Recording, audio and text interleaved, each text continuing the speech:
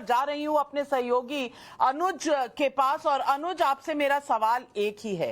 अभी अभी ताजा खबरों के हिसाब से अरविंद केजरीवाल और उनके परिवारजनों के डिजिटल डेटा का डंप लिया जा रहा है, यानी कि ईडी सारा डिजिटल डेटा निकाल रही है। क्या मुश्किलें बढ़ सकती हैं अरविंद केजरीवाल के घर के बाहर 144 सेक्शन लगाया गया है। क्या अंदेशा है, क्या खबरें हैं, सूत्र क्या बता रहे हैं कि क्या आज गिरफ्तारी होगी? क्योंकि एक ही सवाल सब पूछ रहे हैं, क्या आज होली से पहले अरविंद केजरीवाल की गिरफ्तारी होने के कुछ भी इस तरह के खबरें आपके पास आ रही हैं? जी बिल्कुल नाविका जी, सबसे पहले हम आपको तस्वीरें यहाँ की दिखाना चाहेंगे कि किस तरीके से यहाँ पर न सिर्फ पुलिस बल की, पैरामिलिट्री फोर्स के जवानों की तैनाती है, बल्कि अब यहाँ पर जो कार्यकर्ता हैं आम आदमी पार्टी के, वो पहुंचे हुए हैं और लगातार नारेबाजी कर रहे हैं।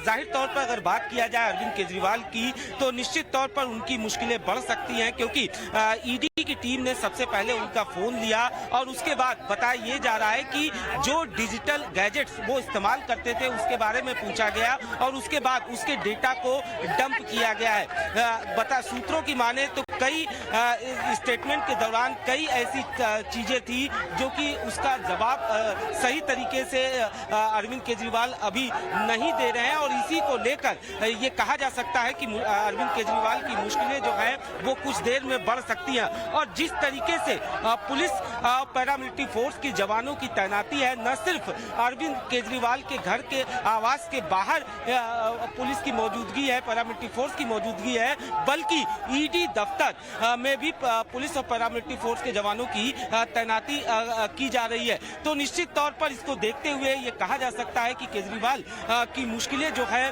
वो बढ़ती हुई दिख रही हैं। तस्वीरों के जरिए हम आपको दिखाना चाहेंगे कि किस तरीके से यहाँ पर न सिर्फ दिल्ली पुलिस के जवान बल्कि किस पैरामिलिट्री फोर्स के जवानों को अब यहाँ पर मुस्तैद कर दिया गया है।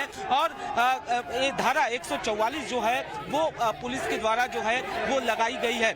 दिल्ली पुलिस के आला अधिकारियों से भी हमारी बात हुई है, उनका साफ तौर ये कहना है कि उन्हें सिक्योरिटी के लिए कहा गया है और वो सिक्योरिटी जो है वो बढ़ा रहे हैं, न सिर्फ यहाँ पर अरविंद केजरीवाल के आवास पर बल्कि ईडी दफ्तर और आप के दफ्तर में भी सुरक्षा के इंतजाम किए जा रहे हैं। जिस तरीके से अरविंद केजरीवाल से का स्टेटमेंट दर्ज किया जा रहा है, ये खबर जैसे ही सामने आई उसके बाद जो आम आदमी पार्टी के कार्यकर्ता है वो यहाँ पर पहुँच गए। अभी आप देख सकते हैं किस तरीके से ये कार्यकर्ता जो है वो सड़क बैठकर प्रदर्शन कर रहे हैं, केजरीवाल को लेकर प्रदर्शन कर रहे हैं। और साफ तौर पर अनुज, मैं आपको 1 मिनट के लिए रोकूंगी क्योंकि मेरे साथ भावतोष टाइम्स नाउ से जुड़ रहे हैं। टाइम्स नाउ से वो ईडी के दफ्तर के बाहर खड़े हैं। और भावतोष, इस वक्त ईडी के हेडक्वार्टर्स में क्या कार्रवाई की तैयारी हो रही है और क्या ये मान लिया जाए कि आज अरेस्ट इमिनेंट है, यानी कि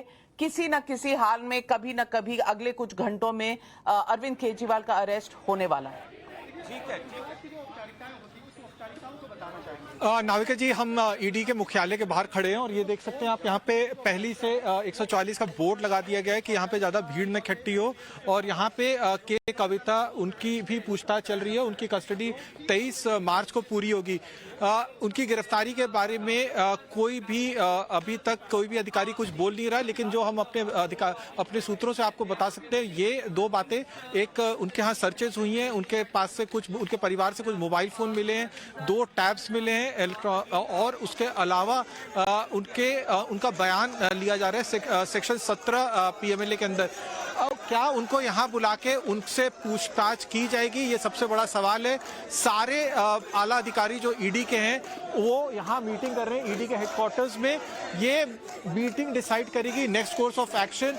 आम आदमी पार्टी के लीडर्स भी सुप्रीम कोर्ट जाने की कोशिश कर रहे हैं। वो सुप्रीम कोर्ट से किसी टाइप का रिलीफ लेने की कोशिश कर रहे हैं, या ये कोशिश कर रहे हैं कि सुप्रीम कोर्ट इस पूरे मामले में दखल करे जिससे कि इनकी गिरफ्तारी ना हो, इनके खिलाफ कोई स्टेप ना लिया जाए।